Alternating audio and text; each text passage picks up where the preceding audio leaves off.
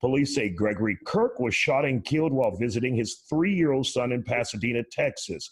Kirk's family said he was a victim of domestic violence and abuse by his ex-wife before she allegedly shot and killed him in front of their child. Now, Samantha Washington reported the wife I beat them, but he don't want to speak. Even the police tell him the men not want to come to speak. That's the problem. Herman Wamala, a taxi driver, decided to share his experience as a victim of domestic violence. Juzi we namunenye yako bankuba n'abaana be bawala abaana bonna basatu bawala kati we bankuba ne bakwatamu ebyabwe ebyangu ne bakola ki ne bagenda. Greetings to all viewers. Today I would like to share with you about something that is happening continuously world over and yet silently. This is the violence against men. Violence against men are those acts that are exclusively committed against men or boys. World over, men and boys fall victims of violence, yet very little is said about the violent acts, and as such, a lot happens world over unnoticed and or silently kept under the table. Let's take an example of male victimization. Male victimization is a big social issue, mostly childhood sexual assault and its aftermath or effects on such a victim. In many cases, sexual victimization is focused on girls alone, leaving the boys unprotected. Male victimization is a common factor in homes, communities, yet it remains unspoken matter. We have come across men who have been victims of severe physical violence by their partners, and yet they find it very difficult to open up about what happens in their lifetime.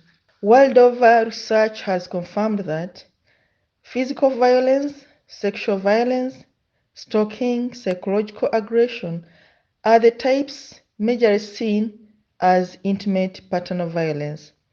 These types of intimate partner violence have left a big scar in homes and different societies, resulting in broken homes, broken families, and loss of lives. It is possible to stop a violent relationship. How do we do this? We need to know the signs. We need not to ignore a situation surrounding us. We need to be good listeners. We need to be available for people who are in need of help. We also need to ensure that we have contacts of people who can easily help us in such situations. We need to check of the victims regularly, be resourceful people, and ensure that we note down of all the things that happen to the victims. These are some of the ways we can use to help or prevent domestic violence in our localities. You can prevent domestic violence in your locality by knowing the signs. Domestic violence can happen to you, it can happen to me, it can happen to people we know or neighbors at any time. Domestic violence is not discriminative. It can happen to a black like me, a white, young, old, rich or poor. It can happen to the educated or non-educated. And it can happen at any time, at the beginning of a new relationship, in the middle of a relationship, or even after several years. Regardless of when this happens, there are always signs. These are signals that are like warnings to a change in the relationship that is going sour. And you need to know one by one. There are many signals, but I will mention a few. For example, when a partner is uneasy or jealous of your friends, that's a signal.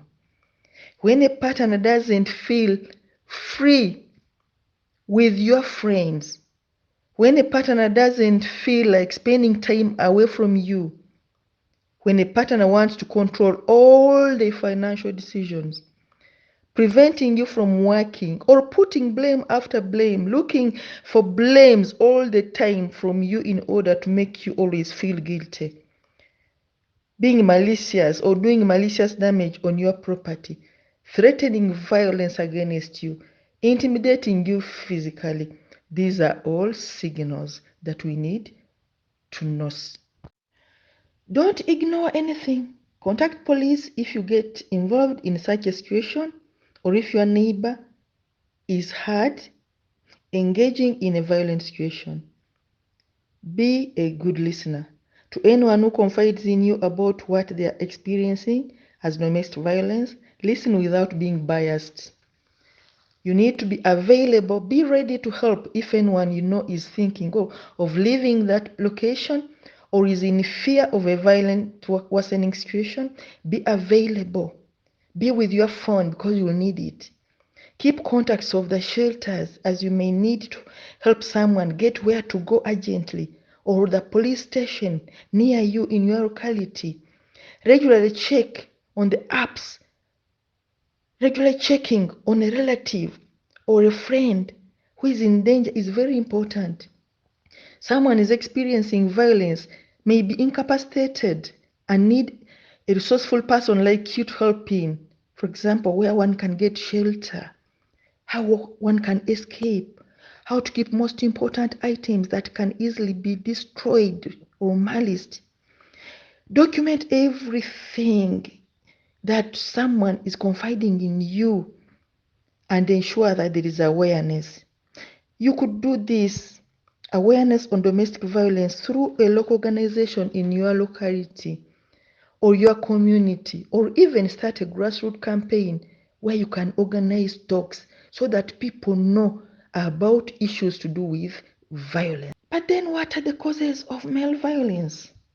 We need to first address this issue starting in childhood, focusing on known risk factors, which may include but not limited to exposure of violence at home, in relations, in communities, etc., etc.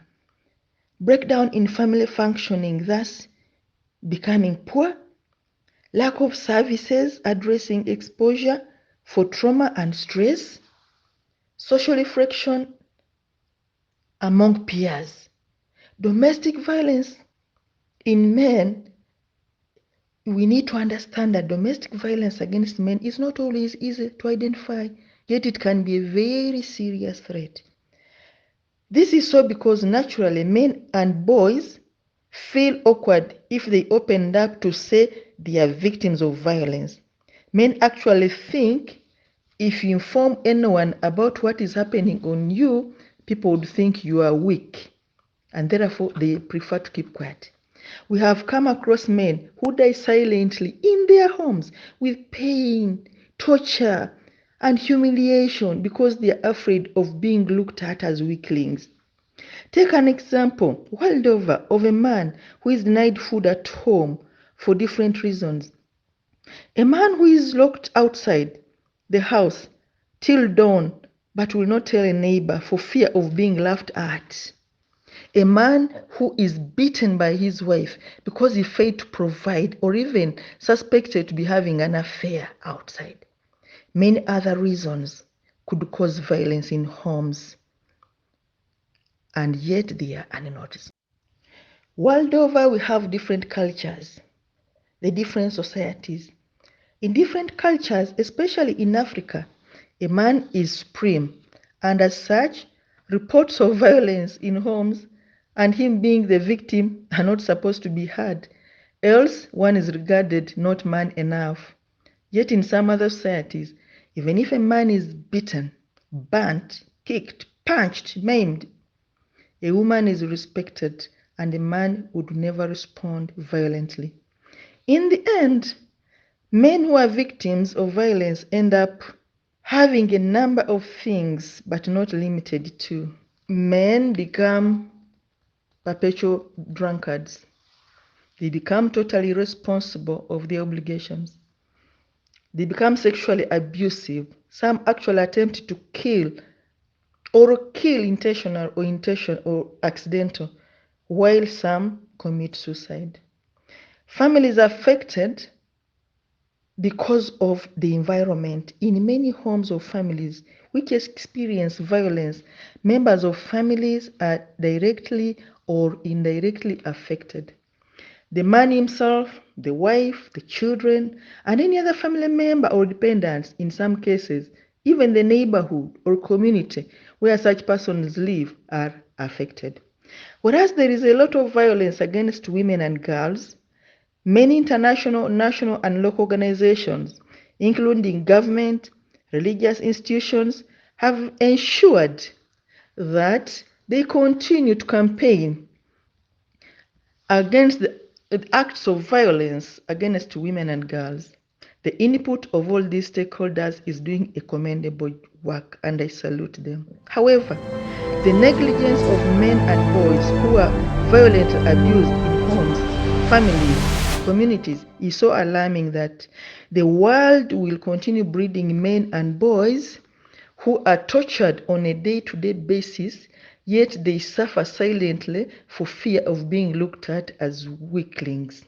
The men and boys who are victims of violence are turning out to be so hateful to women and girls as they look at them differently and negatively. Such environment is increasing crimes as defilement, rape, torture, murder, abuse of human rights, all geared at the women, of whom many are innocent. The boys who grow in such environment end up becoming irresponsible men and husbands in future because of their past. This program is aimed at having a society which is free of violence. Violence on men, violence on women, violence on girls, violence on boys, to ensure we have a better and peaceful society all over the world. In my next episode, we will be sharing with some men, boys and women who have gone through such situations by either being the victims, living with the victims, or interacting with the men who have been victims of violence. Please continue watching, learn and share with people who have different experiences about men as victims of violence. I thank you so much.